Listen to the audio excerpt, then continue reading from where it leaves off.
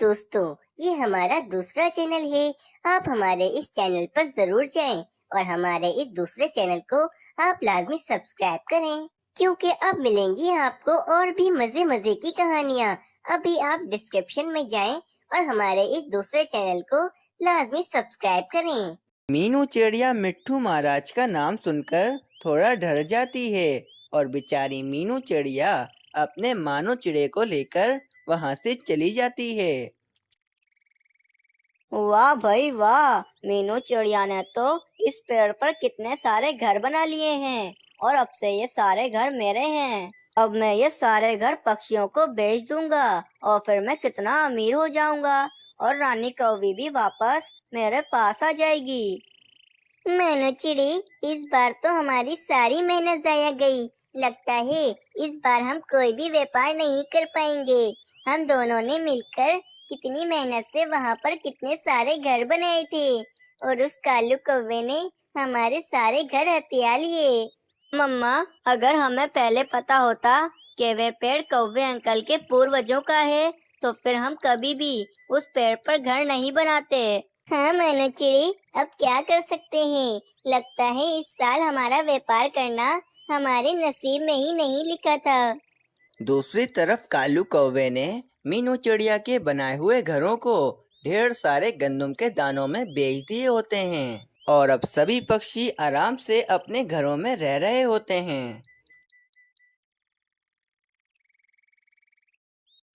कुछ ही देर में आसमान पर काले काले बादल छा जाते हैं और थोड़ी देर में बारिश होना शुरू हो जाती है। मीनू चिड़िया का घोंसला काफी ज्यादा कमजोर था, जिसके कारण मीनू चिड़िया का घोंसला तेज आंधी और बारिश की वजह से उसी समय टूट जाता है और अब मीनू चिड़िया और मानो चिड़ा बारिश में भीगने लगते हैं। मानो चिड़ी, कितनी तेज बारिश हो रही है।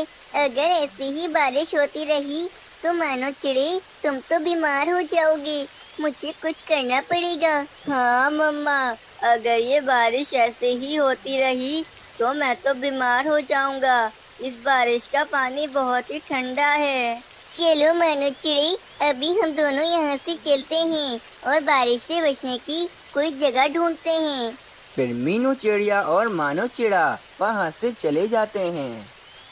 फिर मीनू चिड़िया और मानो चिड़ा काफी देर तक बारिश में इधर उधर घूम रहे होते हैं, लेकिन मीनू चिड़िया को कहीं पर भी बारिश से बचने की कोई भी जगह नहीं मिल रही होती, जिसके कारण मीनू चिड़िया और मानो चिड़ा थक हार कर एक पेड़ पर आकर बैठ जाते हैं। मम्मा, हम तो वापस पेड़ पर आकर बैठ गए। हमें तो कोई जगह ही नहीं मिली। लगता है आज रात हमें बारिश में भीगना ही पड़ेगा। फिर अचानक मीनू चिड़िया के दिमाग में एक उपाय आता है और मीनू चिड़िया मानो चिड़े से कहती है, मानो चिड़ी, तुम अभी यहीं पर बैठो, मैं अभी थोड़ी देर में आती हूँ।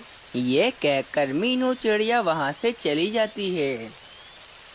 फिर मीनू चिड़िया केलों के दरख्त के पास आ जाती है और मीनू चिड़िया उस दरख्त से 4 बड़े बड़े पत्ते तोड़ लेती है। फिर मीनू चिड़िया वे 4 बड़े बड़े पत्ते लेकर वहाँ से चली जाती है। कुछ ही देर में मीनू चिड़िया ने केलों के पत्तों से एक बड़ा सा छपरा बना लिया होता है और अब मीनू चिड़िया और मानो चिड़ा उसी छपरे के नीचे बैठे हुए होते हैं। मानो चिड़ी, आज रात तो हम इसी छपरे के नीचे बैठकर गुजार लेंगे।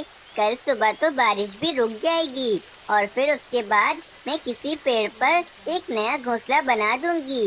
उसके बाद हम उसी घोंसले में रहेंगे। वहीं दूसरी तरफ कालू कौवे के दादाजी कालू कौवे से मिलने के लिए जंगल में आ गए होते हैं और वे कालू कौवे को इधर उधर ढूंढ रहे होते हैं। कालू कौवे के दादाजी कालू कौवे को ढूंढते ढूंढते मीनू चिड़िया के छपरे के पास आ जाते हैं और वे मीनू चिड़िया से पूछते हैं, बेटा, इधर कालू कौवा कहाँ रहता है?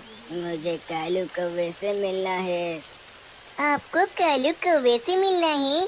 आप तो कालू कौवे के दादाजी लगते हैं। क्या आप कालू कौवे के दादाजी हैं? हाँ बेटा, मैं कालू का दादा हूँ।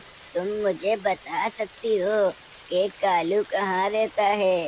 अरे उस पेड़ के नीचे तो कालू कौवे के दादाजी की कब्र है और कालू कौवे के दादाजी तो मर चुके हैं, तो फिर ये कालू कौवे के दादाजी कैसे हो सकते हैं? फिर मीनू चिड़िया कालू कौवे की बातें दादाजी को बता देती है।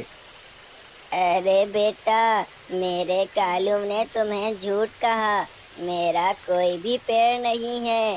वे कालू तो बचपन से ही झूठ बोलता है। उस कालू ने अपनी लालच की वजह से मुझे भी मार दिया।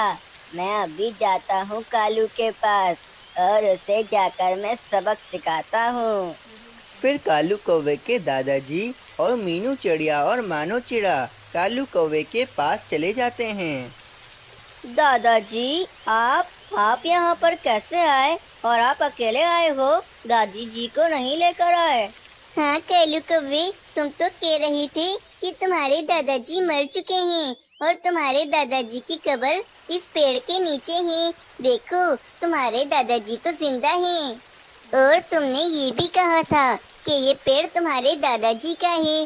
तुम्हारे दादाजी तो खुद कहते हैं कि ये पेड़ उनका नहीं है। बेटा, मैं सब समझ चुका हूँ। मेरे कालू ने तुम्हारे साथ धोखा किया है। मैं इस कालू कौवे को इसकी जरूर सजा दूंगा। चल कालू, तूने इस चिड़िया के जितने भी घर बेचे हैं पक्षियों को, उन सब पक्षियों ने तुझे जितने भी गंदम के दाने दिए हैं वे सब वापस कर दे इस चिड़िया को। कालू कौवा डर के मारे सारे गंदम के दाने मीनू चिड़िया को दे देता है। मीनू चिड़िया, मुझे माफ कर दो। मैंने तुम्हारे साथ बहुत गलत किया है। मुझे अपने किए पर बहुत पछतावा है। फिर कालू कौवे के दादाजी कालू कौवे को घर से बाहर निकाल देते हैं और कालू कौवे के दादाजी आज की रात मीनू चिड़िया के घर पर ही रुक जाते हैं। और वे कालू कौवा इस साल भी तेज बारिश में भीगने लगता है। इस कहानी से हमें ये सीख मिलती है कि मेहनत करने वालों की कभी हार नहीं होती। उन्हें एक न एक दिन अपनी मेहनत की सफलता ज़रूर मिलती है। तो प्यारे दोस्तों, आप लोगों को ये कहानी कैसी लगी हमें कमेंट कर ज़रूर बताएं। हमें आपके कमेंट का बेसब्री से इंतज़ार रहेगा।